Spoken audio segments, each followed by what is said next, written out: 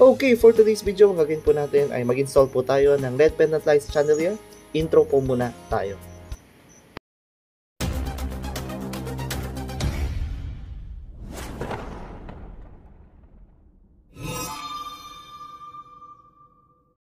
Ang gagawin natin ngayon ay mag-assemble muna ng ating LED pendant light chandelier. Dahil hindi po ito plug and play, tayo po ang gagawa ng actual na sukat niya at yung actual location kung saan ilalagay.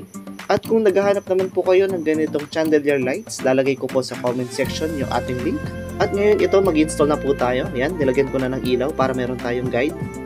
Yan yung pinaka-ilaw na to. Ito yung nagiging guide natin para hindi tayo maliligaw, no? Nasa tama yung ating posisyon at tama yung ating angulo. Dahil ito po yung ni-request ng ating customer na dito natin ilagay. So, ito ang ating susundin. Ang kagandahan naman po dito sa ating chandelier lights na ating ilalagay ay na-adjust yung kanyang string. Pwede natin habaan, pwede natin iksian. Importante din po na masundan po natin yung gap ng mga strings para po magpapantay sila. Kailangan pa natin bumutas para sa kanyang stopper at yung stopper ay ito.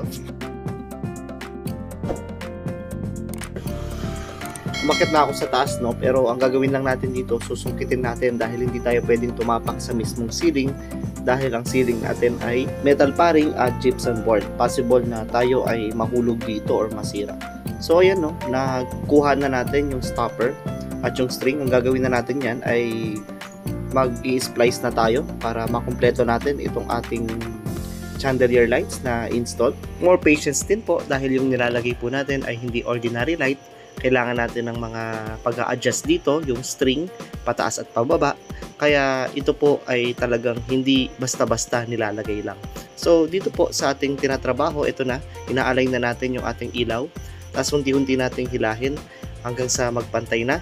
At pag nagpantay na po yan, makikita natin yung resulta. At yung resulta po nito, ito. At ito na po yung ating finished product. Ayan.